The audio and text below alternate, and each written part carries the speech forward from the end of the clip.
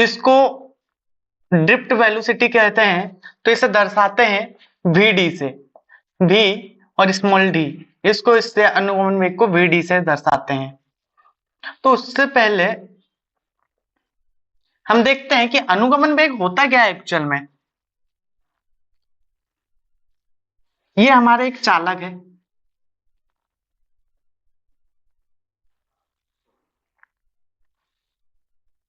इसमें अपन किसी सोर्स से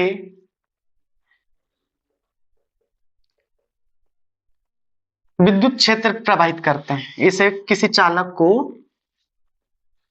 जो चालक है, चालक को किसी सोर्स से विद्युत क्षेत्र प्रवाहित करते हैं। तो इसमें एक क्या हो गया, विद्युत क्षेत्र हो गया, विद्युत क्षेत्र। अब इसमें विद्युत क्षेत्र के प्रभाव के कारण क्या होगा, इसमें इलेक्ट्रॉन जो होते हैं,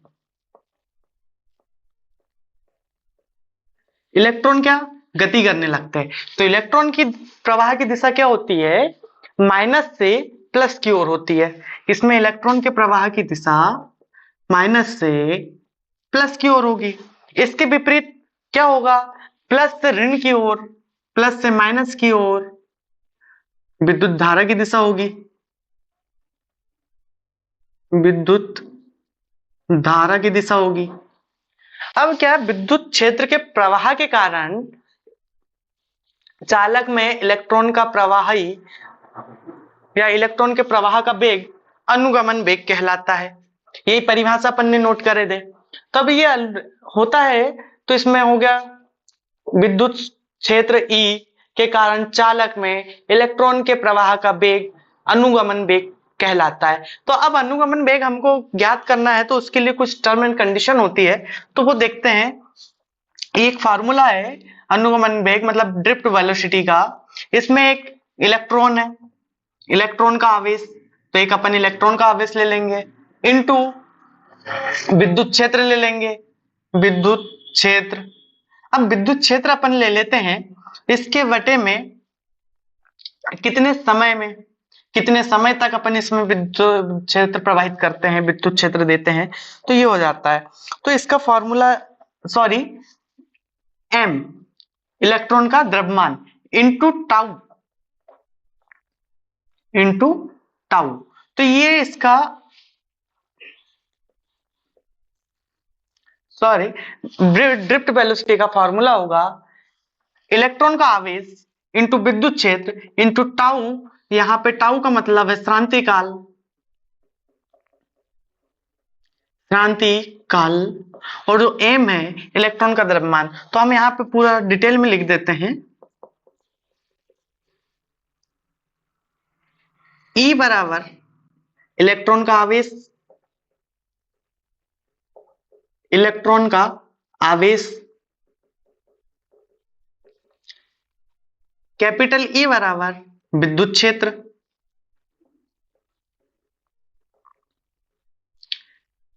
m बराबर इलेक्ट्रॉन का द्रव्यमान, इलेक्ट्रॉन का द्रव्यमान, और जो टाउ है ये होता है क्रांतिकाल। अब ये क्रांतिकाल नई चीज आ गई, तो नई चीज नहीं है, इसे हम देखते हैं क्रांतिकाल क्या होता है। नेक्स्ट साइड हेडिंग डाल लो क्रांतिकाल।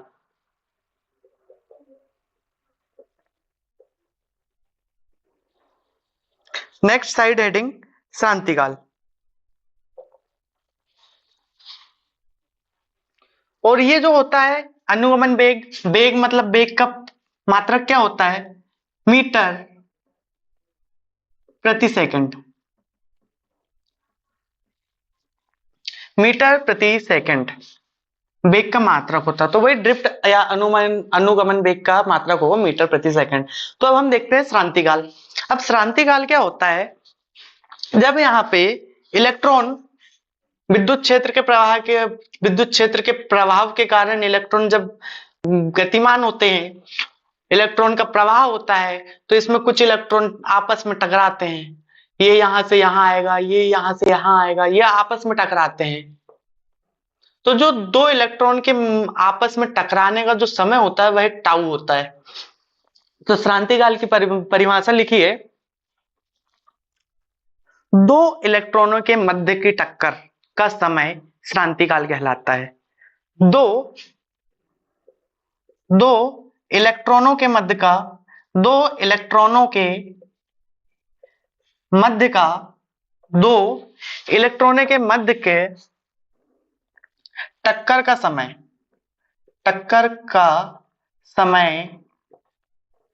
श्रांति काल कहलाता है। ठीक है, याद रहेगा श्रांति काल क्या होता है। इसे दर्शाते हैं, इसे टाउ से दर्शाते हैं, इसे टाउ बोलते हैं, इस सिंबल को टाउ बोलते हैं, टाउ से दर्शाते हैं। ठीक है, श्रांति काल का मात्रक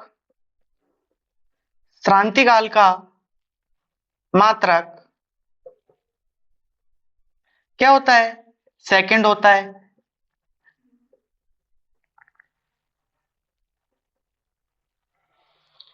ठीक है, अब इसके बाद हम नेक्स्ट देखते हैं, ये अनुगमन वेग हो गया। अब आगे देखते हैं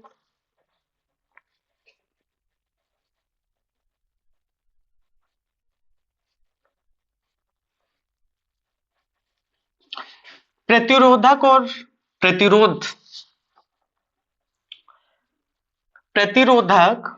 प्रतिरोध के बारे में हम देखते हैं।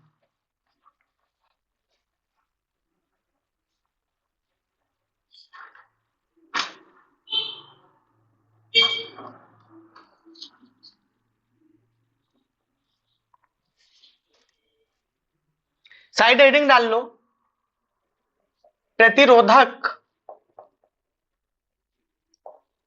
और प्रतिरोध। प्रतिरोधक और प्रतिरोध, तो प्रतिरोधक एक प्रकार की युक्ति होती है। ठीक है, प्रतिरोधक एक प्रकार की युक्ति होती है, इसे बोलते हैं इंग्लिश में रेजिस्टर, और प्रतिरोध को बोलते हैं रेजिस्टेंस। ठीक है, तो प्रतिरोधक और प्रतिरोध में क्या अंतर होता है पहले तो हम देखते हैं। प्रतिरोधक एक प्रकार की युक्ति होती है और प्रतिरोध होता है रेजिस्टेंस, प्रतिरोध, रुकावट, बाधा। तो जैसे हम देखते हैं,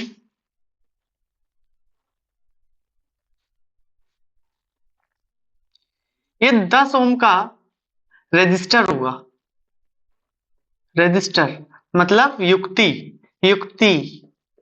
या इसी को बोलते हैं हम प्रतिरोधक।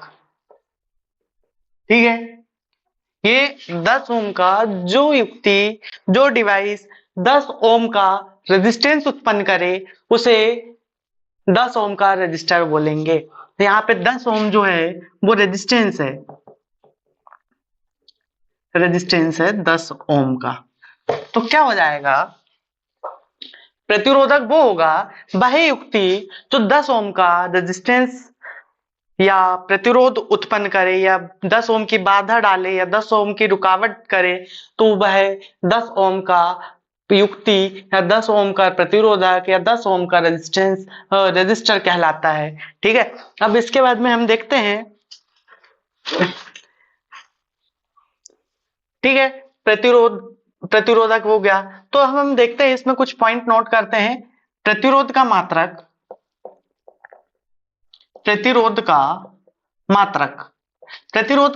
क्या होता है, यह होता है ओम। इसे ओम से दर्शाते हैं, ये प्रतिरोध ओम का सिंबल होता है। ठीक है, इसके बाद हम देखते हैं प्रतिरोध ओम होता है। तो एक प्रतिरोध की परिभाषा देखेंगे,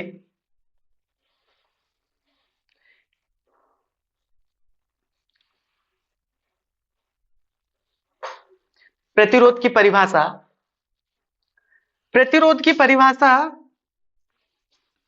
किसी चालक द्वारा नोट करते जाओ, साथ में नोट करना है। किसी चालक द्वारा विद्युत धारा के प्रवाह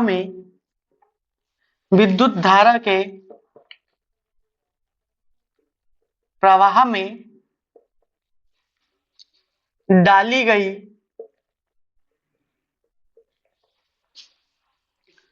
रुकावट या प्रतिबाधा को प्रतिरोध कहते हैं। ठीक है, किसी चालक द्वारा विद्युत धारा के प्रवाह में डाली गई रुकावट या प्रतिबाधा को प्रतिरोध कहते हैं। प्रतिरोध को इंग्लिश में बोलते हैं रेजिस्टेंस। और सेकंड साइड हेडिंग डाल लो, प्रतिरोधक। प्रतिरोधक हमने अभी थोड़ी देर पहले ही बताया मैंने। बाह्य युक्ति जिसके द्वारा परिपथ या चालक में प्रतिबाधा उत्पन्न होती है, प्रतिरोधक मतलब रेजिस्टर कहलाता है। रेजिस्टर या इसी को युक्ति बोलते हैं। जो युक्ति वर्ड तो हमने यहां यूज कर लिया, तो रेजिस्टर कहते हैं। ठीक है, प्रतिरोध और प्रतिरोधक में अंतर समझ में आ गया। प्रतिरोध क्या होता है, प्रतिरोधक क्या होता है। दोनों का मात्रक हमारा क्या होता है, ओम होता है। और यही एसआई मात्रक होता है, एसआई मात्रक होता है ओम। तो हम देखते हैं, लिख ही लेते हैं, नीचे लिख लो। प्रतिरोध का एसआई मात्रक ओम होता है, इसे ओम से दर्शाते हैं। लेकिन एक अंतरराष्ट्रीय ओम होता है, मतलब अंतरराष्ट्रीय प्रतिरोध की परिभाषा। एक ओम कितना होता है, जिसे सभी लोग मानते हैं अंतरराष्ट्रीय। किसी भी देश में चले जाएं तो हमारा ओम बदलेगा नहीं। जितनी क्वांटिटी रहेगी, जितनी यूनिट रहेगी, वो उतना ही रहेगा, वह बदलेगा नहीं। तो एक होता है अंतरराष्ट्रीय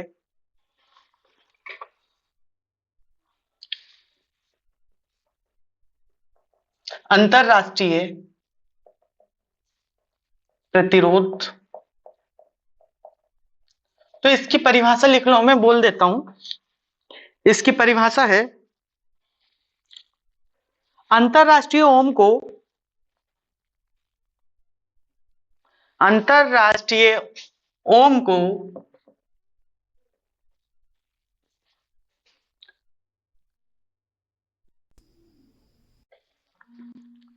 14.4521 ग्राम और 14.4521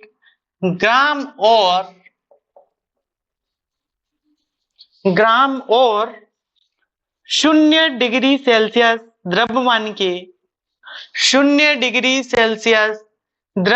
के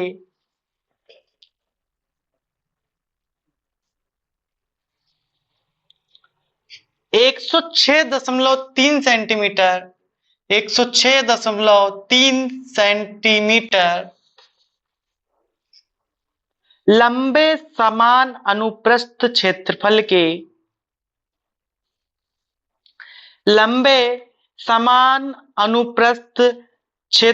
के पारा स्तंभ में एक अपरिवर्तनीय विद्युत प्रवाह के लिए दिए गए प्रतिरोध द्वारा दर्शाया गया है।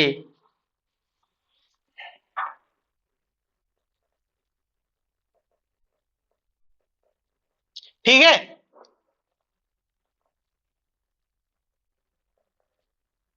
ये जो हो गई परिभाषा अंतरराष्ट्रीय प्रतिरोध की। अंतरराष्ट्रीय ओम को 14.4521 ग्राम 0 डिग्री सेल्सियस के 106.3 सेंटीमीटर लंबे एक समान अनुप्रस्थ वाले पारे के स्तंभ को के द्वारा विद्युत द्वारा दर्शाए गए पारे के स्तंभ द्वारा पारे के स्तंभ में एक अपरिवर्तनीय विद्युत प्रवाह के लिए दर्शाया गया प्रतिरोध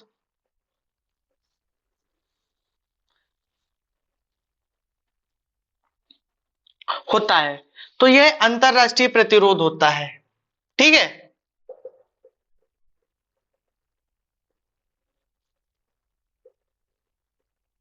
ये पारे का स्तंभ है, ये पारे का स्तंभ है, एक समान अनुप्रस्थ होता है इसका अनुप्रस्थ। इसकी तापमान जो होता है, तापमान होगा 0 डिग्री। इस स्तंभ का भार कितना होगा? भार होगा 14.4521 ग्राम। ठीक है,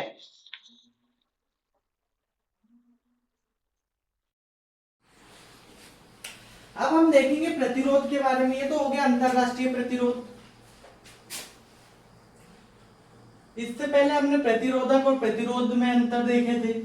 अब हम पढ़ेंगे प्रतिरोध के बारे में। प्रतिरोध मतलब रेजिस्टेंस। रेजिस्टेंस क्या होता है? साइड हेडिंग डाल लो, प्रतिरोध मतलब रेजिस्टेंस, साइड हेडिंग रेजिस्टेंस। तो रेजिस्टेंस की परिभाषा नोट कर लो, मैं बोल रहा हूं। किसी पदार्थ का वह गुण, किसी पदार्थ का वह गुण जो विद्युत धारा के प्रवाह का, जो विद्युत धारा के प्रवाह का विरोध करता है, उसका प्रतिरोध कहलाता है। इसकी इकाई ओम होती है। इसकी इकाई ओम होती है।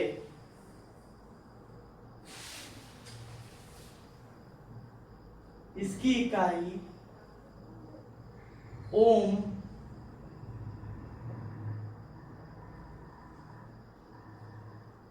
होती है।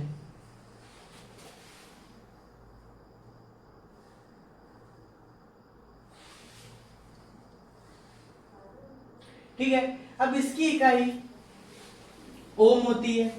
अब हम देखते हैं, इसका एक सिंबल होता है। ये प्रतिरोध का सिंबल होता है। ये क्या होता है? ये प्रतिरोध होता है या प्रतिरोधक होता है। और एक होता है,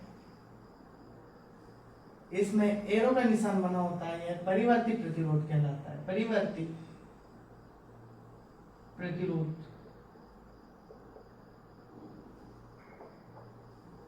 ठीक है, परिवर्ती प्रतिरोध। तो अब ये प्रतिरोध होता क्या है एक्चुअली हम देखते हैं।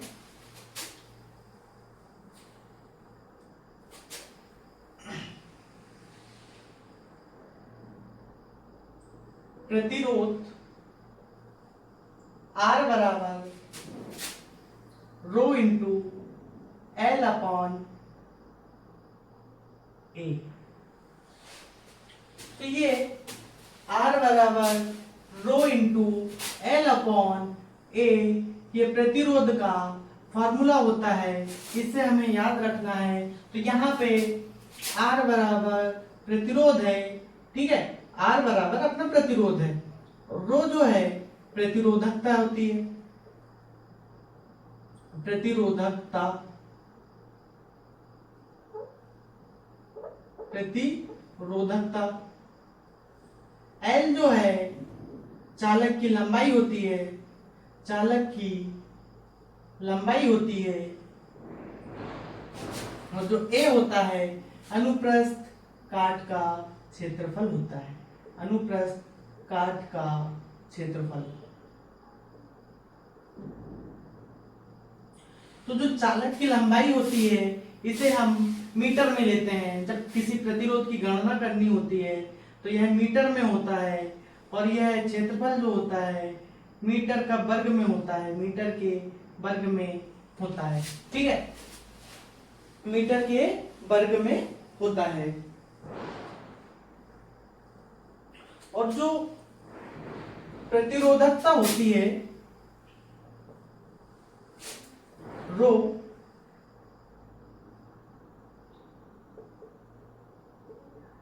प्रतिरोधकता, नोट लिखना है।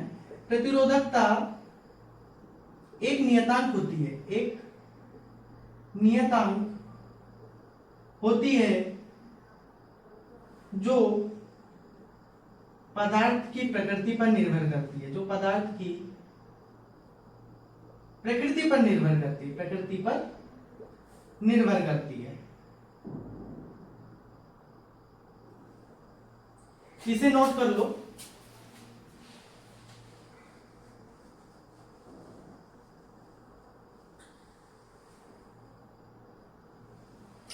अब इसे नोट कर लो। अब इसके बाद में हम ये फार्मूला से देखते हैं कि ओम की प्रकृति कैसी होती है। तो प्रतिरोध जो होता है, प्रतिरोध आर क्या होता है, समानुपाती होता है लंबाई के, लंबाई एल। ठीक है, और प्रतिरोध जो आर होता है यह है व्युत्क्रमानुपाती होते हैं अनुप्रस्थ काट के क्षेत्रफल के, व्युत्क्रमानुपाती, अनुप्रस्थ काट का क्षेत्रफल।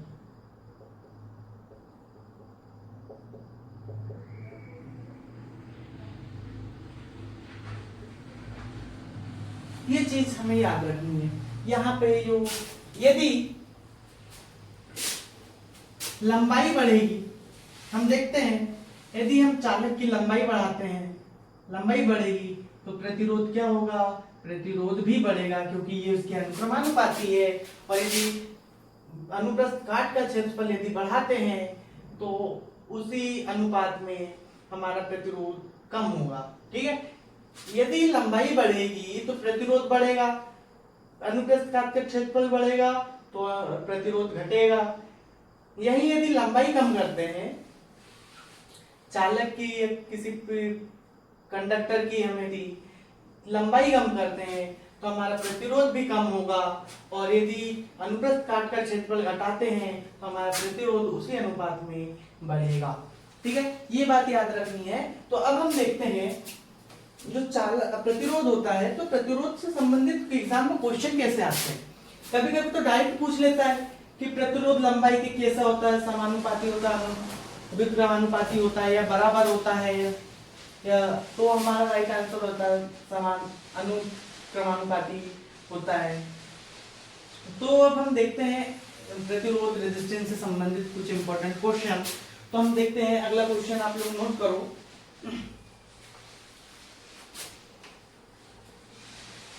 प्रतिरोध हो गया है, प्रतिरोध होने के बाद में हमें फार्मूला पता चल गया कि प्रतिरोध की गणना कैसे करेंगे, और प्रतिरोध चालक की लंबाई के समानुपाती होता है या अनुक्रमानुपाती होता है, और अनुप्रस्थ काट के क्षेत्रफल के व्युत्क्रमानुपाती होता है। तो अब हम क्वेश्चन देखते हैं, किसी चालक की त्रिज्या को, क्वेश्चन देखो, किसी चालक की त्रिज्या को, किसी चालक की त्रिज्या को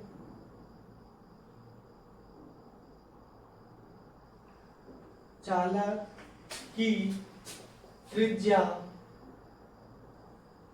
को या व्यास को दुगना करने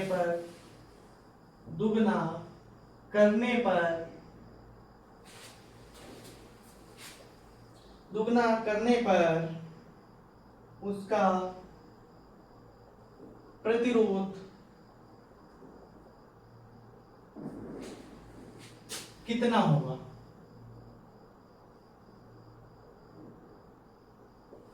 देखो ये क्वेश्चन नोट कर लो, किसी चालक की त्रिज्या को या व्यास को दुगना करने पर उसका प्रतिरोध कितना होगा। यदि हम किसी चालक के व्यास को या त्रिज्या को या अनुप्रस्थ काट का क्षेत्रफल यदि हम लेते हैं तो ये वृत्ताकार होता है और वृत्ताकार होता है। इसका यदि हम त्रिज्या को दुगना करें तो ये व्यास के बराबर होती है और व्यास को दुगना करें तो ये, तो हम यदि इसके त्रिज्या व्यास को दुगना करें, या तो हम त्रिज्या को दुगना कर दे या तो व्यास को दुगना कर दे, मतलब या तो त्रिज्या को दुगना करना है या व्यास को दुगना करना है।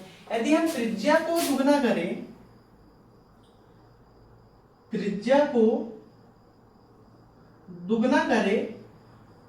या व्यास को दुगना करें, ये दोनों बराबर होगा। जो इसका क्षेत्रफल होगा वो दोनों बराबर होगा। तो हम इसलिए बोलते हैं कि त्रिज्या, कभी क्वेश्चन में आता है त्रिज्या या कभी क्वेश्चन में आता है व्यास, तो इसलिए हमने दोनों लिख दिया। किसी चालक की त्रिज्या को या व्यास को दुगना करने के पर उसका प्रतिरोध कितना होगा। ठीक है, अब हमारे पास फॉर्मूला है प्रतिरोध का। प्रतिरोध का फॉर्मूला क्या है, R बराबर rho into L upon A। ठीक है, ये अपना इसके फॉर्मूला है। अब जो यहां पे ये नियतांक ले लेते हैं, R बराबर रो L इंटू 1/A। ठीक है, इसको ऐसे लिख सकते हैं। अब ऐसे लिखने के बाद में जो हमारा A है ये क्या है, अनुप्रस्थ काट का क्षेत्रफल है। अनुप्रस्थ काट का क्षेत्रफल, जब चालक का अनुप्रस्थ काट होता है तो वह वृत्ताकार होता है और वृत्त का क्षेत्रफल क्या होता है, पाई आर स्क्वायर। वृत्त का क्षेत्रफल क्या होता है, पाई आर स्क्वायर। तो हमारी त्रिज्या बढ़ जाएगी, हम त्रिज्या को लेते हैं, क्षेत्रफल में त्रिज्या होती है तो हम त्रिज्या को लेंगे, तो हम इसको पाई आर स्क्वायर लिख सकते हैं। तो हम यहाँ पे लिखेंगे R बराबर rho into L into 1/पाई r²। ये हमारा समीकरण एक हो गया। ये मतलब पहली कंडीशन हो गई। पहली कंडीशन में हमने जैसा का वैसा जो हमें कंडक्टर दिया गया था हमने उसका ये पहले का माप लिख दिया। अब यदि हमें बोला है त्रिज्या को दुगनी करने पर, ये त्रिज्या को दुगनी करने पर, त्रिज्या को दुगनी करने पर, त्रिज्या को दुगनी करने पर, अब त्रिज्या को दुगनी करेंगे तो यहां पे हम देखते हैं R बराबर रो इंटू एल 1/, ये पाई हो जाएगा, ये 2r के स्क्वायर। तो इसको सॉल्व करेंगे तो इसको सॉल्व करने पे हमारे पास आएगा rho into L upon 4πr²। ठीक है, ये हो गया कंडीशन नंबर। इसको नहीं, इसको और अच्छे से लिख लेते हैं, इसको और इसको मैच करके लिखते हैं। तो इसको और इसको मैच करके लिखते हैं तो ये rho L into 1/πr² into 1/4 या 1/4। तो हमारे ये जैसे समीकरण नंबर 2 दे देंगे, एक दूसरी कंडीशन हो जाएगी। तो हमने पहला और ये दूसरा बराबर है और हमारा क्या हुआ कि 1/4 यहाँ पे एक्स्ट्रा आ गया है। तो इसका नया प्रतिरोध कितना होगा, 1/4 गुना। तो हमारा आंसर होगा समीकरण 1 व 2 की तुलना करने पर जो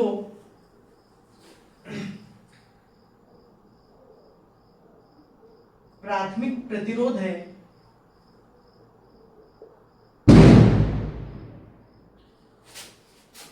या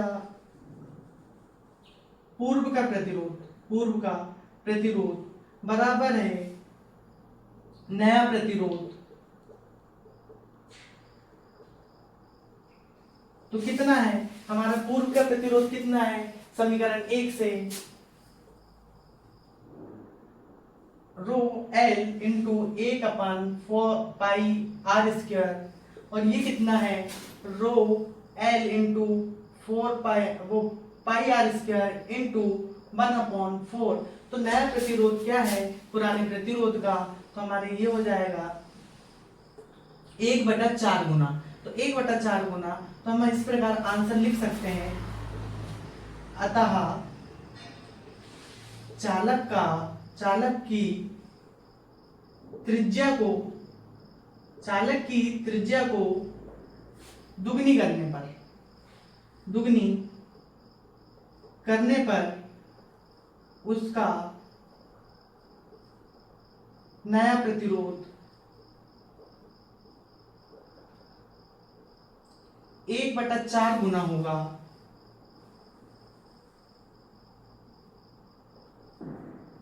इसी को हम क्या लिख सकते हैं, 1/4 होगा।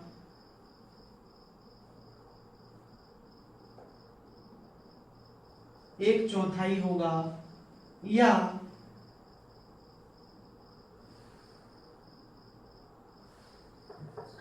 ये इसमें लिख सकते हैं 1/4 गुना होगा, ये 1/4 होगा।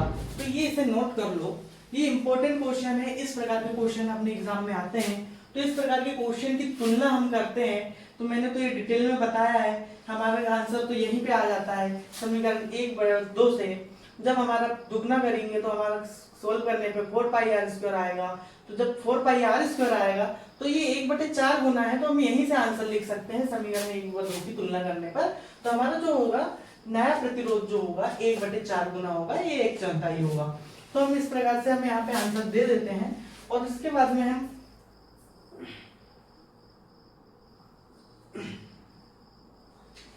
में हम देखते हैं कि यही सेम क्वेश्चन है, यही सेम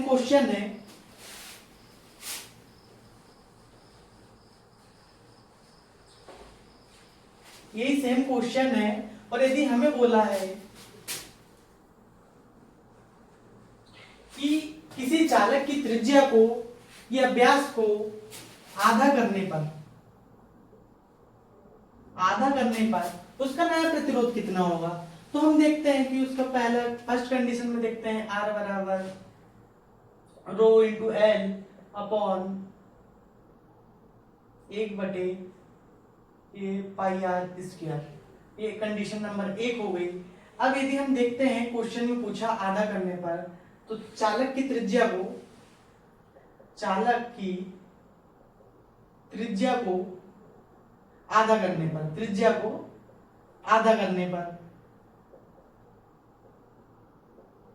तो त्रिज्या को आधा कर दो यहाँ पे। तो त्रिज्या को आधा करते हैं, R बराबर रो L इंटू ये पाई हो गया 1/2